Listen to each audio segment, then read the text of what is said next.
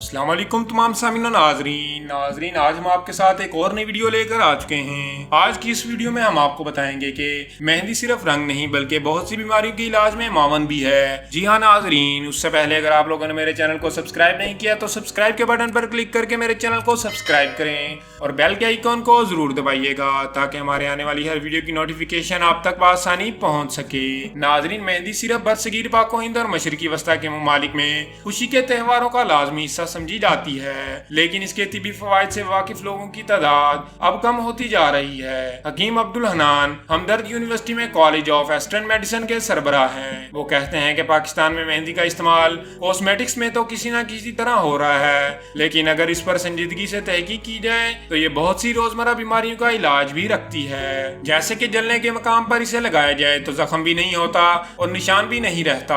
اس کے علاوہ جوڑوں کے درد اور ہاتھوں اور پیروں کی جلن کو بھی یہ تسکین دیتی ہے۔ وہ کہتے ہیں کہ علاج کے لیے مہندی کو پلایا بھی جاتا ہے، دواؤں میں شامل بھی کیا جاتا ہے اور لگایا بھی جاتا ہے۔ مختلف طریقوں سے مرہموں میں شامل بھی کیا جاتا ہے، اس کے تیل بھی بنائے جاتے ہیں اور یہ ایک اچھی اینٹی بیکٹیریل ہے۔ ناظرین، پاکستان میں خراب اقتصادی حالات کے باعث ذہنی دباؤ کے نتیجے میں انسومنیا یعنی بے خوابی کے مریضوں کی تعداد بڑھتی جا رہی ہے۔ طبی ماہرین کی تحقیق بتاتی ہے کہ مہندی کی ایک خوبی نیند لانا بھی ہے۔ وہ کہتے ہیں کہ اس حوالے سے تحقیق موجود ہے کہ مہندی کے اگر تازہ پھول تکیے میں رکھ دیے جائیں تو اس سے اچھی طرح نیند آتی ہے۔ صوبہ سندھ میں ضلع داؤد کے علاقے مہیڑ میں پائی جانے والی مہندی کا شمار دنیا کی بہترین مہندیوں میں ہوتا ہے، جہاں یہ بڑے پیمانے پر کاشت ہوتی ہے، جبکہ حیدرآباد اس کی تجارتی مارکیٹ ہے۔ پاکستان کے علاوہ بھارت، ایران اور مصر سمیت کئی ایسے ممالک ہیں جو مہندی کو آرائش اور ادویات کے لیے برآمد کر رہے ہیں، جبکہ عرب ممالک، یورپ، شمالی امریکہ وغیرہ اسے درآمد کرنے والے ممالک میں شامل ہیں۔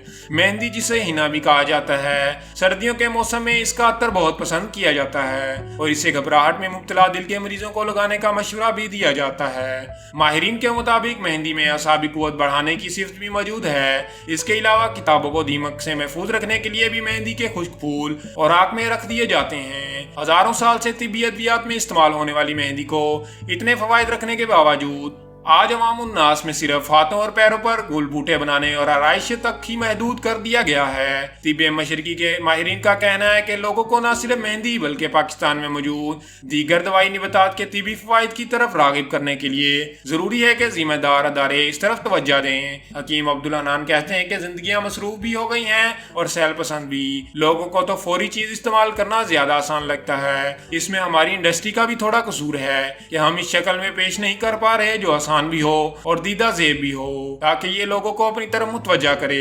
ناظرین، یہ تھی ہماری آج کی ویڈیو۔ اگر آپ کو ہماری یہ ویڈیو پسند آئی ہو تو اسے لائک کریں، ہمارے چینل کو سبسکرائب کریں اور اس ویڈیو کو شیئر کریں۔ ملتے ہیں نیکسٹ ویڈیو میں، تب تک کے لیے اللہ حافظ۔